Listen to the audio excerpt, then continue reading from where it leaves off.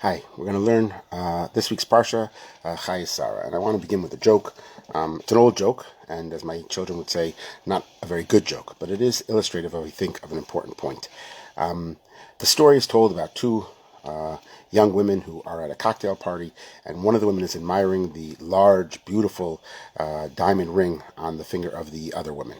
And she's saying how beautiful and large it is, and the other one says, yes, it is in fact beautiful, but you should know it comes with a curse, the Plotkin curse, to which the other woman says, wow, that sounds terrible. What is it? Before the woman can explain what is the Plotkin curse, an elderly man shuffles over. He's about a foot shorter than either one. He's about 50 years older than either of those women.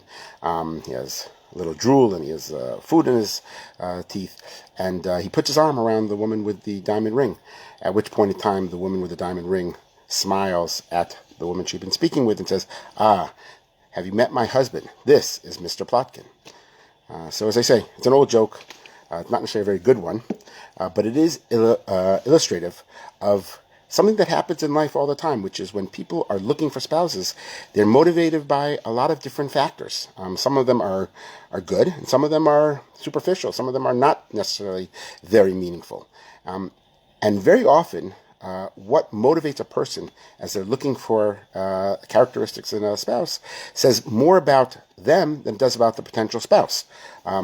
It describes their values and their character. And this is true in this week's Parsha as well. And it's an important point to consider. When Avram sends Eliezer, his servant, to look for a wife for his son, Yitzchak, he has certain values that he's looking for. And the values that he's looking for in a spouse, eventually he chooses Rivka. So it says a lot about Rivka, because she passes the test, but it says also a lot about Abraham and the values that he wants in his family. And also it says a lot about Judaism, because when the founder of our people tells his servant, this is what's important for me, then it's really important for all of us as well. As we look for spouses, as we develop and create our homes and develop our communities, what is the essential quality? And so we're taught in this week's Parsha that the essential quality that a person should be looking for in others is the quality of chesed. And therefore, that quality of chesed and kindness should also be a part of who we are as well. Eliezer designs a test.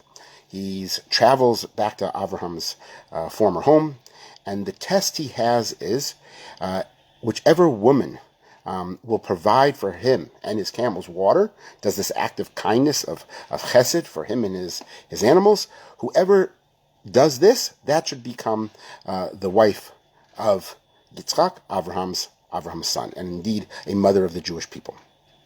Now what's interesting is, the first woman he meets is Rivka. Rivka indeed does fulfill the test. She passes the test. She provides him with water as well as for the animals. And that's it. Game over. He's chosen Rivka because she has passed the test. Now it's beautiful, in fact, that he establishes this as a test. It's beautiful that Rivka fulfills the test. But the question is, this is the very first person he's met. Maybe the second person he met would also pass the test. Maybe the third. Maybe there are a whole group of women who would pass this test, which would mean that he has to establish a new test, right, to sort of further filter the potential candidates. Maybe there's someone better out there for Yitzchak than just the very first person he met. It doesn't make sense that he should accept right here and then, even though she's passed the test. Because what about what else is out there, the other potentials? So there's a couple of different explanations of why he goes to Rivka in the first place and already knows that she's the right person. Rashi, for example, says a miracle took place. The water actually flew up from the well when Rivka was there, signaling to Eliezer that she's very special. Now, what I like about this Rashi is that even with a miracle, right, you would think that's it. If a miracle is performed on behalf of someone, with someone, you would think, that's why I should then definitely bring this woman home to meet my master's son. No, the miracle only sort of qualifies. It enables you and says, this is a potential candidate. The real test still has to be endured. You still have to do chesed. The miracle is not enough. You need something even more than that. Not just an external, but you need the internal factor as well. So that's Rashi's interpretation. The Yishpitzer has a very nice idea as well, explaining why Eliezer knows that it must be Rivka. See, Rivka came out with her pitcher on her shoulder. all the other women had their pitchers behind their back as they came out to the well. This picture says, this showed that Rivka was not only going to provide the water that was necessary for the animals and for Eliezer, but she wanted to do it, right? It was almost like advertising, I'm here to help out, here's my pitcher. Whereas the other women who held their pitcher behind their back, it was almost as if they were saying, don't ask me. Maybe they would provide the same service if they were actually asked, but they were asking not to be asked, by hiding it. I remember I once traveled across country on a Greyhound bus in the United States. It's about 3 days. It's miserable. It's absolutely terrible to be in the same seat for 3 days. And one of the most important commodities when you're on a Greyhound bus for 3 days across the United States is to have the seat next to you empty. It's like an incredible luxury. And it's not always easy to get because new people are always getting on the bus. And I remember every time new people would get on the bus, everyone would scramble to try to find a way to send the message to that new person, they're not wanted. We don't want you to sit next to us. They would put a bag on the seat next to them. They would pretend to fall asleep and spread their legs out. There are a whole different array of ways in which you send the message that you're not wanted in this particular seat. Now, of course, if the person asked them anyway, may I sit there, they would remove their bag and they would allow the person to sit down. But that's a low level of chesed. That's a low level of civic attitude. The higher level, of course, is to let people know ahead of time, I'm here to help.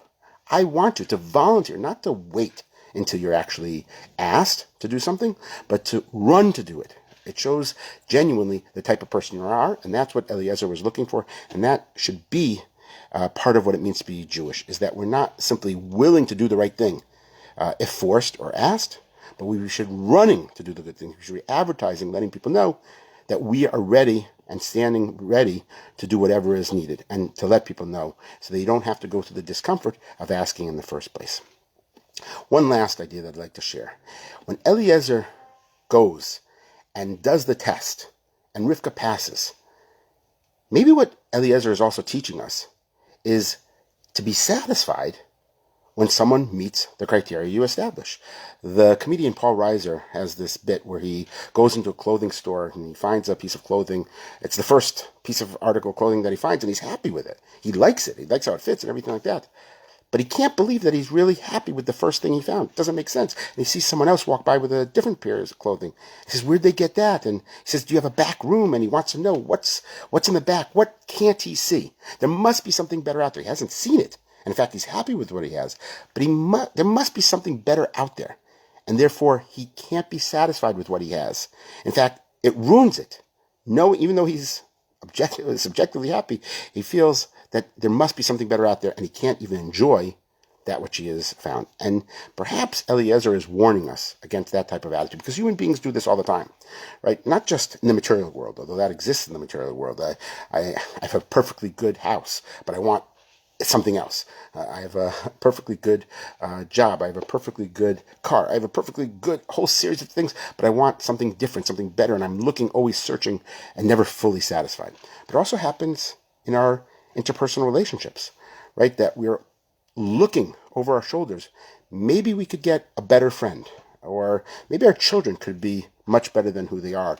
Let's compare them with the neighbor's kids or our spouses, and we're looking for someone else, maybe someone who would be a little bit better, a little bit more perfect and more fulfilling of our ideal image. And Eliezer seems to be suggesting, no, if a person has fulfilled your criteria, don't always be looking for something new, for something better, but actually look at that which you have, right? Look at your spouse and rather look beyond. Maybe there's someone better out there. Rather than looking elsewhere for the better, look for the better that's inside that person, right? And help them bring it out. They have the potential. So focus on that person, on your children, rather than comparing them to someone else. What are their strengths? What are their qualities? What could make them better and to help them fulfill their potential by focusing on their specific needs? And perhaps that's what Eliezer is really saying, that Rivka comes along, she meets all the criteria, and whatever challenges will come, he makes that commitment, and Yitzchak makes that commitment, and Avram makes that commitment, that Rivka is going to be the right person.